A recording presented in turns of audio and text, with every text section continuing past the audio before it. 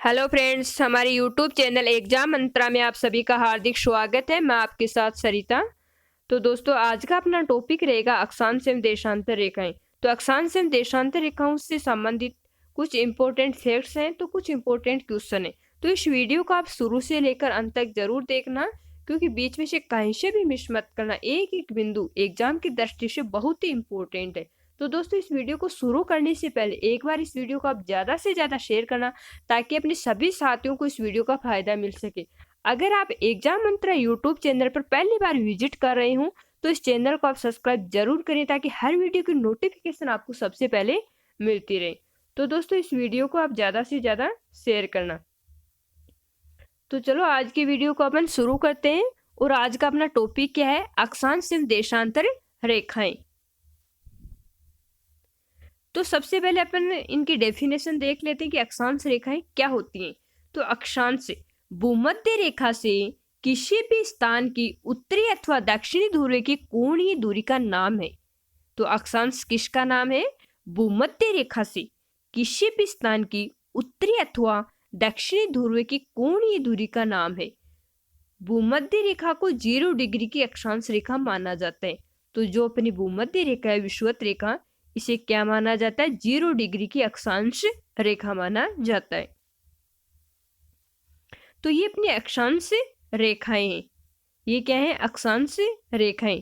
तो ये अपनी विषुवत रेखा है 0 डिग्री। इधर है उत्तरी गोलार्ध। उत्तरी गोलार्ध की जो 23.5 है, इसे कर्क रेखा बोलते हैं। जो 66.5 है, उत्तरी गोलार्ध की जो 66.5 डिग्री है, उसे अपन क्या बोलते हैं? आर्कटिक वृत्त। क्या बोलते हैं इसे? आर्कटिक वृत्त। और जो दक्षिणी गोलार्ध की 23.5 है, इसे मकर रेखा बोलते हैं। दक्षिणी गोलार्ध में जो 66.5 डिग्री अक्षांश रेखा है, इसे अंटार्कटिक वृत्त कहते हैं। तो ये है अपनी अक्षांश रेखाएं। ये 90 डिग्री उत्तरी ध्रुव है, ये इधर 90 डिग्री दक्षिणी ध्रुव है। तो ये अपनी क्या हो गई? अक्षांश रेखाएं। कुल अक्षांश रेखाओं की संख्या कितनी होती है? 181। 90 उत्तरी गोलार्ध में होती हैं और 90 होती हैं दक्षिणी गोलार्ध में, और एक अपनी ये होती है भूमध्य रेखा। तो कुल मिलाकर जो अक्षांश रेखाओं की संख्या है, वो कितनी होती है? 181। आगे अक्षांश रेखाओं की संख्या 181 है। 90 विषुवत रेखा के उत्तर में और 90 विषुवत रेखा के दक्षिण में, और एक अपनी विषुवत वृत्त। अक्षांश वह कोण है जो विषुवत रेखा और किसी अन्य स्थान के बीच पृथ्वी के केंद्र पर बनती है। तो अक्षांश क्या है? अक्षांश वह कोण है जो विषुवत रेखा और अन्य किसी स्थान के बीच पृथ्वी के केंद्र पर बनती है। विषुवत रेखा को शून्य अंश की स्थिति में माना जाता है, और विषुवत रेखा जो अपनी भूमध्य रेखा है, इसे क्या माना जाता है? शून्य अंश की स्थिति में माना जाता है। यहां से उत्तर की ओर बढ़ने वाली कोणीय दूरी को तो उत्तरी अक्षांश, और दक्षिण की दूरी को दक्षिणी अक्षांश कहते हैं। इसकी जो अधिकतम सीमा होती है, वो ध्रुव पर होती है, जिन्हें अपन 90 डिग्री उत्तरी अक्षांश व 90 डिग्री दक्षिणी अक्षांश कहते हैं। आगे की 0 डिग्री जो अक्षांश रेखा है, यानी जो अपनी भूमध्य रेखा, विषुवत रेखा है, ये गुजरती है। तो ये किन किन देशों से गुजरती है? तो इनके अपन नाम देख लेते हैं कि 0 डिग्री भूमध्य रेखा कहाँ कहाँ से गुजरती है। तो विषुवत रेखा है वो Ecuador, Colombia, Brazil, Sao Tome Principe, Gabon, Congo गणराज्य, democratic republic of the Congo, Uganda, Kenya, Somalia, Indonesia से होकर गुजरती है। तो ये अपनी गुजरती है भूमध्य यानी 0 डिग्री विषुवत रेखा। फिर अपनी ग्रीनिच याम्योत्तर 0 डिग्री देशांतर। तो अपनी जो 0 डिग्री देशांतर रेखा है, वो कहाँ कहाँ से गुजरती है? तो ये ग्रीनलैंड, नार्वेजियन सागर, ब्रिटेन, फ्रांस, स्पेन, अल्जीरिया, माले, बुर्किना फासो, घाना, दक्षिणी अटलांटिक समुद्र से गुजरती है।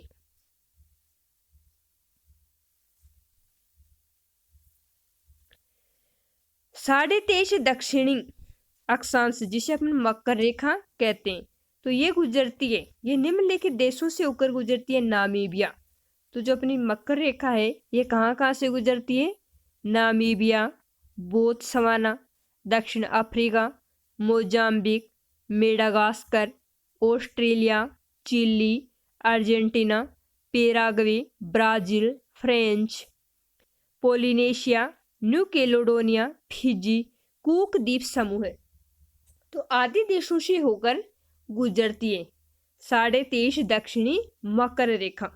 तो मकर रेखा इन देशों से होकर गुजरती है।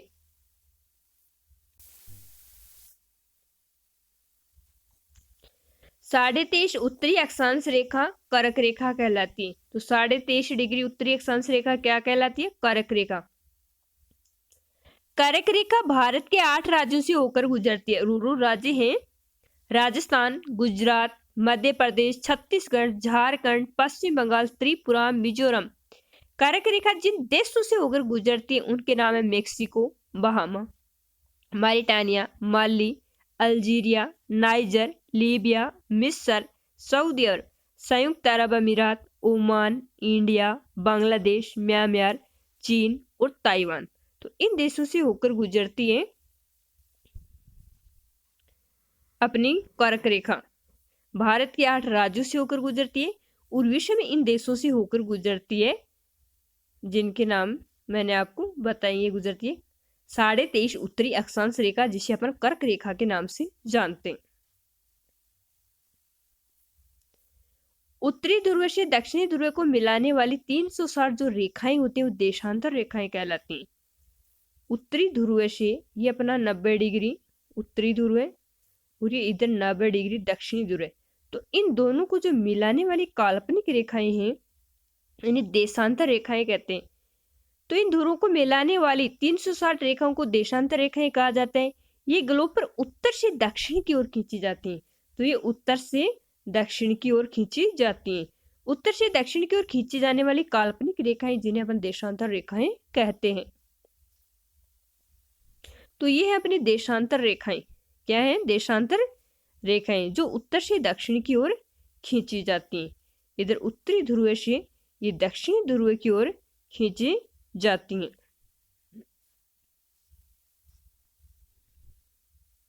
उत्तरी ध्रुव से दक्षिणी ध्रुव के बीच खींची जाने वाली मध्य रेखा को देशांतर रेखाएं कहते हैं। देशांतर रेखाओं की लंबाई समान होती है। देशांतर रेखाओं की जो ये लंबाई है ये तो क्या होती है? समान होती है। ये समानांतर नहीं होती है, यानी इनके बीच की जो दूरी होती है वो समान नहीं होती है। जब हम विषुवत रेखाओं से ध्रुवों की ओर जाते हैं, दक्षिण ध्रुव इधर दक्षिणी ध्रुव है, इधर उत्तरी ध्रुव है, तो इन ध्रुवों की ओर जाते हैं तो दो देशांतर रेखाओं के मध्य की दूरी क्रमशः कम होती जाती है। ध्रुवों पर इनकी दूरी क्या है? कम होती जाती है और ये ध्रुवों पर तो एकदम शून्य हो जाती है। और 90 डिग्री ध्रुव पर जाकर जब ये देशांतर रेखाएं मिलती हैं तो इनके बीच की जो दूरी है वो शून्य हो जाती है। दो देशांतरों के मध्य जो सर्वाधिक दूरी होती है वो भूमध्य रेखा पर होती है। भूमध्य रेखा पर इनकी दूरी कितनी होती है? 111 किलोमीटर। दो देशांतरों के मध्य सर्वाधिक दूरी 111.32 किलोमीटर है। दूरी भूमध्य रेखा पर होती है। पृथ्वी पर कुल देशांतरों की संख्या 360 है। पृथ्वी पर कुल देशांतर रेखाएं कितनी है? 360। 0 डिग्री देशांतर जो इंग्लैंड की ग्रीनविच स्थान से गुजरती है इसे ग्रीनविच रेखा कहते हैं। जो 0 डिग्री अपनी देशांतर रेखा है ये इंग्लैंड की ग्रीनविच स्थान से गुजरती है, इसे अपन ग्रीनविच रेखा कहते हैं। 0 डिग्री देशांतर जो इंग्लैंड की ग्रीनविच स्थान से गुजरती है इसे ग्रीनविच रेखा कहते हैं। ये देशांतर को ग्रीनविच मीन टाइम या प्राइम टाइम, मेरिडियन, जीएमटी आदि नाम से भी जाना जाता है। इस रेखा से पूर्व में स्थित तथा सभी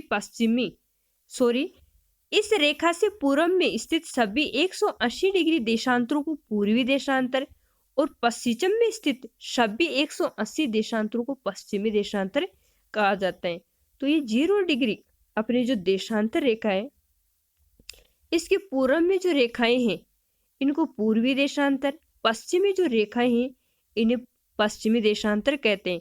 पश्चिमी जो देशांतर रेखाएं इन्हें निर्देशित किया जाता है W के द्वारा और पूर्वी देशांतर रेखाओं को E के द्वारा निर्देशित किया जाता है। अब है अंतरराष्ट्रीय तिथि रेखा। तो अंतरराष्ट्रीय जो तिथि रेखा है 180 डिग्री, ये प्रशांत महासागर में उत्तर से दक्षिण तक फैली है। तो ये अपनी 180 डिग्री अंतरराष्ट्रीय तिथि रेखा है, ये उत्तर से दक्षिण तक फैली है। कहाँ? प्रशांत महासागर में। 180 डिग्री देशांतर को अंतरराष्ट्रीय तिथि रेखा का दर्जा 1884 में वाशिंगटन में हुए एक समझौते में दिया गया। ये रेखा सीधी नहीं है, और जो ये 180 डिग्री देशांतर रेखा है, अंतरराष्ट्रीय तिथि रेखा है, ये सीधी नहीं है, क्योंकि पूर्व और पश्चिमी देशों में एक समान समय बनाए रखने के लिए इस रेखा को कई स्थानों पर पूर्व में तो कई स्थानों पर पश्चिम की ओर झुकाया गया है। तो देशों का अलग अलग समय ना हो, एक देश का एक समय हो, इसके लिए इसे कहीं पूर्व में कहीं पश्चिम में झुकाया गया है 180 डिग्री देशांतर रेखा को। अब है वन लाइनर क्वेश्चन। तो एक एक क्वेश्चन को आप ध्यान से देखना, सारे क्वेश्चन बहुत ही अच्छे क्वेश्चन है। 45 डिग्री से 66.5 डिग्री उत्तरी एवं दक्षिणी अक्षांश के मध्य का भाग क्या कहलाता है? तो आपको ये है अपनी भूमध्य रेखा। ये इधर उत्तरी गोलार्ध में कर्क रेखा, दक्षिणी गोलार्ध में 23.5 मकर रेखा, और अपने को बताना है 35 डिग्री से 66 डिग्री। यहाँ अपन 45 डिग्री कर लेते हैं, इधर अपन कर लेते हैं 66.5। इनके बीच का जो भाग है, ये भाग क्या कहलाता है? 45 डिग्री से 66 डिग्री के मध्य का भाग क्या कहलाता है? तो दोनों साइड में ये भाग क्या कहलाएगा? शीतोष्ण कटिबंध। इसे अपन कहते हैं शीतोष्ण कटिबंध। इधर भी शीतोष्ण कटिबंध है, तो इधर भी शीतोष्ण कटिबंध। 2 नंबर का क्वेश्चन है, कर्क संक्रांति कब होते हैं? तो कर्क संक्रांति कब होते हैं?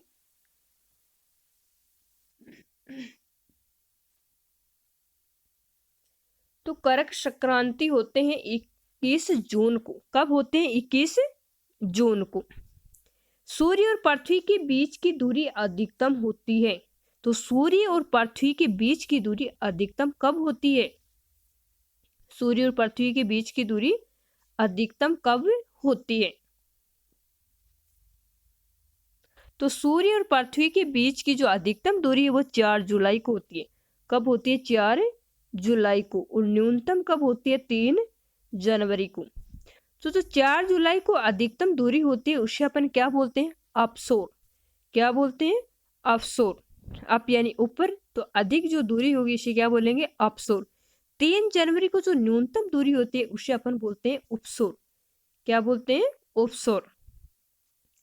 आगे, पृथ्वी पर सबसे लंबा दिन उत्तरी गोलार्ध में कब होता है? तो पृथ्वी पर सबसे लंबा दिन उत्तरी गोलार्ध में कब होता है? तो पृथ्वी पर सबसे लंबा दिन उत्तरी गोलार्ध में 21 जून को होता है। कब होता है? 21 जून को। 5 नंबर का क्वेश्चन है, अंतरराष्ट्रीय तिथि रेखा के समानांतर कौन सी जलसंधि स्थित है? जो अंतरराष्ट्रीय तिथि रेखा है 180 डिग्री देशांतर रेखा, इसके समानांतर कौन सी जलसंधि स्थित है? तो 180 डिग्री देशांतर रेखा के समानांतर जो जलसंधि है वो है बेरिंग जलसंधि। कौन सी जलसंधि है? बेरिंग जल संधि। तो ये 180 डिग्री देशांतर रेखा के समानांतर है। 2 देशांतर रेखाओं के मध्य दूरी कितनी होती है? जो देशांतर रेखाएं हैं अपनी, इनके बीच की दूरी कितनी होती है? 2 देशांतर रेखाओं के बीच की दूरी कितनी होती है? तो 2 देशांतर रेखाओं के बीच की जो दूरी होती है वो होती है 111 किलोमीटर। कितनी होती है? 111 किलोमीटर। 0 डिग्री देशांतर रेखा कहाँ पर स्थित है? तो 0 डिग्री देशांतर रेखा, ये अपनी 0 डिग्री देशांतर रेखा कहाँ पर स्थित है? तो 0 डिग्री देशांतर रेखा, जिसे प्रधान याम्योत्तर रेखा के नाम से जाना जाता है, ये कहाँ पर स्थित है? लंदन के निकट ग्रीनविच। इसीलिए इसे ग्रीनविच रेखा कहते हैं। तो ये कहाँ स्थित है? इंग्लैंड या लंदन में। 66.5 डिग्री दक्षिणी अक्षांश क्या कहलाती है? 66.5 डिग्री दक्षिणी अक्षांश क्या कहलाती है? ये अपनी 0 डिग्री भूमध्य रेखा है। ये अपनी दक्षिणी गोलार्ध में जो 23.5 है ये मकर रेखा कहलाएगी। और आपको बताना है ये 66.5 डिग्री दक्षिणी रेखा। तो 66.5 डिग्री दक्षिणी अक्षांश रेखा क्या कहलाती है? तो 66.5 डिग्री दक्षिणी जो अक्षांश है वो कहलाती है अंटार्कटिक। क्या कहते हैं इसे? अंटार्कटिक। तो ये है अपनी 66.5 डिग्री दक्षिणी अक्षांश रेखा। आगे जब पृथ्वी सूर्य और चंद्रमा के बीच आती है तो वह क्या कहलाता है? जब पृथ्वी सूर्य और चंद्रमा के बीच में आती है, ये अपना मानो सूर्य, ये क्या है? सूर्य। और ये मानो पृथ्वी है और ये यहाँ चंद्रमा है। ये क्या है? चंद्रमा। तो जब पृथ्वी सूर्य और चंद्रमा के बीच में आती है तो वह क्या कहलाता है? तो वह कहलाता है चंद्र ग्रहण। क्या कहलाता है? चंद्र ग्रहण। जब पृथ्वी सूर्य और चंद्रमा के बीच में आती है तो उसे अपन चंद्र ग्रहण कहते हैं। सूर्य और पृथ्वी के बीच की दूरी न्यूनतम कब होती है? सूर्य और पृथ्वी के बीच की दूरी न्यूनतम कब होती है? तो पृथ्वी और सूर्य के बीच की जो दूरी न्यूनतम होती है वो होती है 3 जनवरी को। कब होती है? 3 जनवरी को, जिसे क्या बोलते हैं? उपसोर। इस स्थिति को अपन उपसोर के नाम से जानते हैं। अगला क्वेश्चन है, कर्क रेखा व मकर रेखा के मध्य कितने अक्षांश का अंतर है? तो कर्क रेखा और मकर रेखा के मध्य कितने अक्षांश का अंतर है? ये अपनी 0 डिग्री भूमध्य रेखा है। ये अपनी 23.5 कर्क रेखा, ये इधर 23.5 मकर रेखा। तो इनके बीच की जो दूरी है, इनके बीच की जो अक्षांश है, उनके बारे में बताना है आपको कि इनके बीच में कितने अक्षांश का अंतर है। तो इन दोनों रेखाओं के बीच में 47 अक्षांश का अंतर है। कितने अक्षांश का अंतर है? 47। इनके बीच में से 47 अक्षांश गुजरते हैं। विषुवत रेखा पर दिन और रात की अवधि कितनी होती है? तो विषुवत रेखा यानी अपनी 0 डिग्री जो भूमध्य रेखा है, इस पर दिन और रात की अवधि कितनी होती है? तो दोस्तों विषुवत रेखा पर दिन और रात की अवधि बराबर होती है। क्या होती है? बराबर। 40 डिग्री से 65 डिग्री दक्षिणी अक्षांश का क्षेत्र क्या कहलाता है?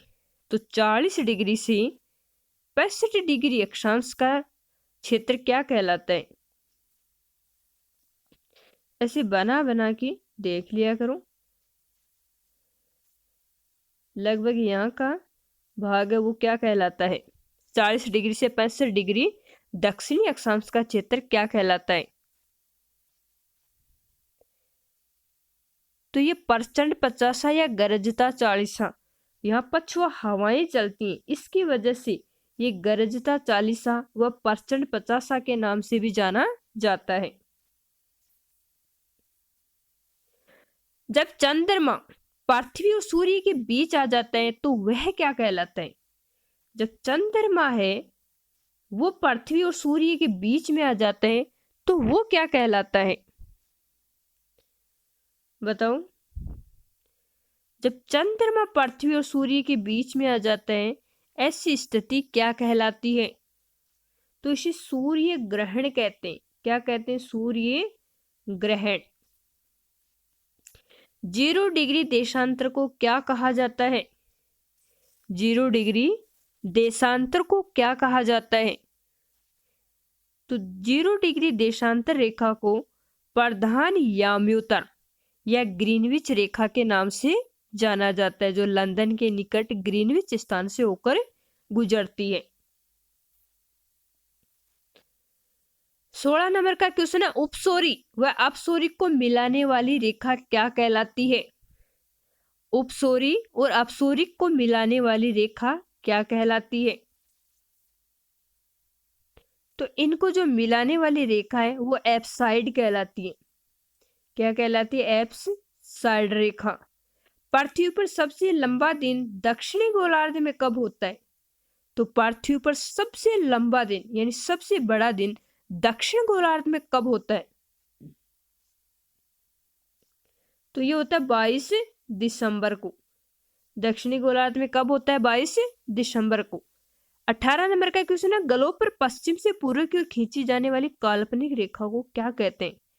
जो ये अपना ये ग्लोब है उस पर पश्चिम से पूर्व की ओर खींची जाने वाली रेखाओं को क्या कहा जाता है?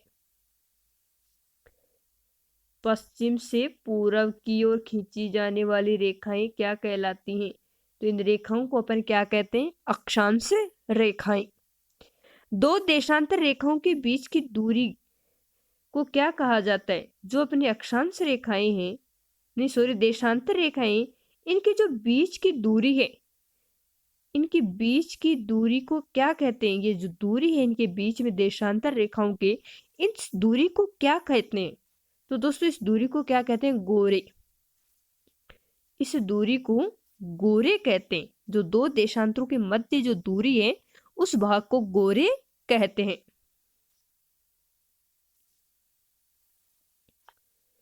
15 डिग्री देशांतर पर कितने घंटे का अंतर आ जाता है? तो 15 डिग्री देशांतर पर कितने घंटे का अंतर आ जाता है? तो 15 डिग्री देशांतर पर 1 घंटे का अंतर आता है। कितने घंटे का अंतर आता है? 1 घंटे का, क्योंकि एक देशांतर से एक देशांतर तक 4 मिनट का समय होता है। तो 15 डिग्री देशांतर पर 15 चौक 60 यानी 1 घंटे का अंतर आ जाता है। 90 डिग्री देशांतर पर कितने घंटे का अंतर आ जाता है? 90 डिग्री देशांतर पर कितने घंटे का अंतर आ जाता है? तो 90 डिग्री देशांतर तक 6 घंटे का अंतर आता है। कितने घंटे का आता है? 6 घंटे का। एक देशांतर को पार करने में 4 मिनट का समय लगता है। तो 90 देशांतर पर 1 घंटा हो गया, नहीं सॉरी 15 देशांतर पर 1 घंटा हो गया, और 90 डिग्री देशांतर पर 6 घंटे हो गए। 180 देशांतर पर 12 घंटे हो गए। 180 देशांतर पर कितने घंटे का अंतर आ जाता है? 12 घंटे का। तो बताओ 360 देशांतर पर कितने घंटे का अंतर आ जाता है? 360 देशांतर पर कितने घंटे का अंतर आ जाता है? तो 360 देशांतर पर 24 घंटे का समय अंतर आ जाता है। कितने घंटे का? 24 घंटे का। अगला क्वेश्चन है, 23.5 डिग्री दक्षिणी अक्षांश क्या कहलाती है? 23.5 डिग्री दक्षिणी अक्षांश क्या कहलाती है? तो ये रही आपकी 23.5 दक्षिणी अक्षांश रेखा। तो ये 23.5 दक्षिणी अक्षांश रेखा क्या कहलाती है? तो इसे अपन बोलते हैं मकर रेखा। क्या बोलते हैं? मकर रेखा। ग्लोब पर देशांतर रेखाओं की कुल संख्या कितनी है? तो ग्लोब पर कुल देशांतर कितने? 360। वसंत विश्व कब होते हैं? तो वसंत विश्व कब होते हैं? 21 मार्च को। वसंत विश्व 21 मार्च को होते हैं। पृथ्वी 1 घंटे में कितनी डिग्री देशांतर घूमती है? पृथ्वी 1 घंटे में कितनी डिग्री देशांतर घूमती है? तो पृथ्वी 1 घंटे में 15 डिग्री देशांतर घूमती है। कितनी घूमती है? 15 डिग्री देशांतर। पृथ्वी 1 घंटे में 15 डिग्री देशांतर घूमती है। अगला क्वेश्चन है, 23.5 डिग्री उत्तरी अक्षांश क्या कहलाता है? 23.5 डिग्री उत्तरी अक्षांश क्या कहलाता है? कर्क रेखा। 23.5 डिग्री उत्तरी अक्षांश को कर्क रेखा कहते हैं। 0 डिग्री से 5 डिग्री उत्तरी व दक्षिणी अक्षांश का क्षेत्र क्या कहलाता है? तो ये है अपनी भूमध्य रेखा। तो यहां से अपन 0 डिग्री से 5 डिग्री, 0 डिग्री से 5 डिग्री, तो इनके मध्य का अक्षांश का क्षेत्र क्या कहलाता है? तो ये जो क्षेत्र है इसे अपन कहते हैं डोल ड्रम या शांत पेटी। क्या कहते हैं? या तो डोल ड्रम या फिर शांत पेटी। 0 डिग्री से 5 डिग्री उत्तरी अक्षांश व 0 डिग्री से 5 डिग्री दक्षिणी अक्षांश के बीच का जो भाग है वो डोल ड्रम या शांत पेटी के नाम से जाना जाता है। 1 डिग्री देशांतर के बीच कितने मिनट का समय होता है? 1 डिग्री देशांतर के बीच कितने मिनट का अंतर होता है? तो 1 डिग्री देशांतर के बीच कितने मिनट का अंतर होता है? 4 मिनट का। कितने मिनट का होता है? 4 मिनट का। अगला क्वेश्चन है 180 डिग्री देशांतर को वाशिंगटन सभा में अंतरराष्ट्रीय तिथि रेखा कब माना गया था? तो 180 डिग्री को वाशिंगटन सभा में अंतरराष्ट्रीय तिथि रेखा कब माना गया था? तो इसे माना गया था 1884 में। पृथ्वी के मध्य से होकर गुजरने वाली रेखा क्या कहलाती है? तो पृथ्वी के बीच में से गुजरती है वह रेखा क्या कहलाती है? तो इसे अपन विषुवत रेखा, भूमध्य रेखा के नाम से जानते हैं। 0 डिग्री भूमध्य रेखा, इसे विषुवत रेखा के नाम से भी जानते हैं। पृथ्वी पर सबसे छोटा दिन दक्षिणी गोलार्ध में कब होता है? तो पृथ्वी पर सबसे छोटा दिन वो भी दक्षिणी गोलार्ध में कब होता है? तो ये होता है 21 जून को। कब होता है? 21 जून को। दक्षिणी गोलार्ध में सबसे छोटा दिन होता है 21 जून को। 0 डिग्री अक्षांश रेखा व 0 डिग्री देशांतर रेखा के बीच कौन सा महासागर स्थित है? बहुत ही इंपॉर्टेंट क्वेश्चन है, तो सारे क्वेश्चन को आप ध्यान से पढ़ना। इस वीडियो को शुरू से लेकर अंत तक जरूर देखना। एक ही क्वेश्चन आपके लिए बहुत ही इंपॉर्टेंट क्वेश्चन है। तो 0 डिग्री अक्षांश तथा 0 डिग्री देशांतर रेखा के बीच कौन सा महासागर स्थित है?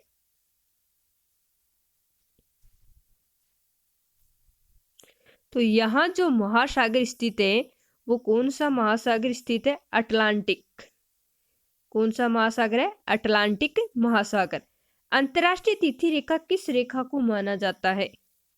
अंतरराष्ट्रीय तिथि रेखा किस रेखा को माना जाता है? तो 180 डिग्री रेखा को अंतरराष्ट्रीय तिथि रेखा माना जाता है। भारतीय मानक समय तथा ग्रीनिच समय के मध्य कितना अंतर है? भारतीय मानक समय और ग्रीनिच समय के मध्य कितना अंतर है? तो ये 5.5 घंटा। कितना अंतर है? 5.5 घंटा। 66 डिग्री उत्तरी अक्षांश क्या कहलाता है? 66 डिग्री उत्तरी अक्षांश क्या कहलाता है? तो 66 डिग्री उत्तरी अक्षांश आर्कटिक कहलाता है। क्या कहलाता है? आर्कटिक। 66 डिग्री उत्तरी अक्षांश है वो आर्कटिक कहलाता है और दक्षिणी अक्षांश है वो अंटार्कटिक कहलाता है। अगला क्वेश्चन है 0 डिग्री से 30 डिग्री उत्तरी व दक्षिणी अक्षांश के मध्य का भाग क्या कहलाता है? तो ये अपनी है 0 डिग्री। तो 0 डिग्री से 30 डिग्री, 0 डिग्री से 30 डिग्री के मध्य का जो भाग है, इन अक्षांश रेखाओं के बीच का जो भाग है, जो क्षेत्र है, वह क्या कहलाता है?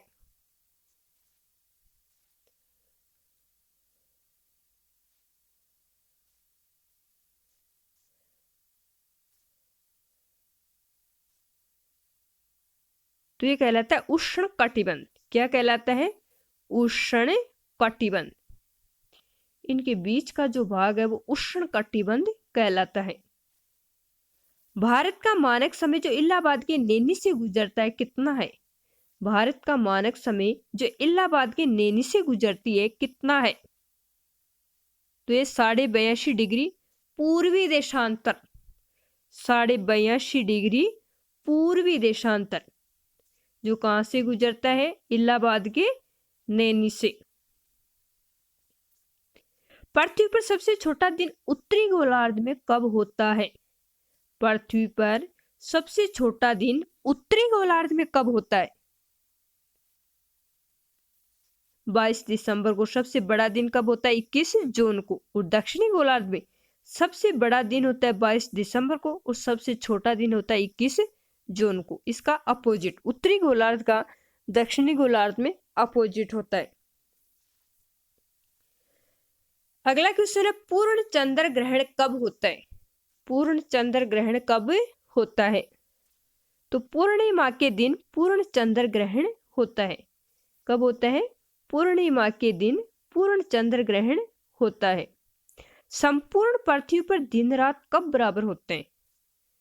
जो संपूर्ण पृथ्वी है उस पर दिन और रात कब बराबर होते हैं? तो 21 मार्च तथा 22 दिसंबर को दिन व रात संपूर्ण पृथ्वी पर बराबर होते हैं। 21 मार्च और 22 दिसंबर दो अक्षांश रेखाओं के मध्य की दूरी होती है। तो दो अक्षांश रेखाओं के मध्य की जो दूरी होती है वो कितनी होती है? 111 किलोमीटर। कितनी होती है? 111 किलोमीटर। दोस्तों इस वीडियो को आप ज़्यादा से ज़्यादा शेयर करना ताकि अपने सभी साथियों को इस वीडियो का फायदा मिल सके। अगर आप एग्जाम मंत्रा यूट्यूब चैनल पर पहली बार विजिट कर रहे हो तो इस चैनल को आप सब्सक्राइब जरूर करें ताकि हर वीडियो की नोटिफिकेशन आपको सबसे पहले मिलती रहे। दोस्तों इस वीडियो को लाइक करना तो बनता ही है। आज के लिए बस इतना ही। धन्यवाद।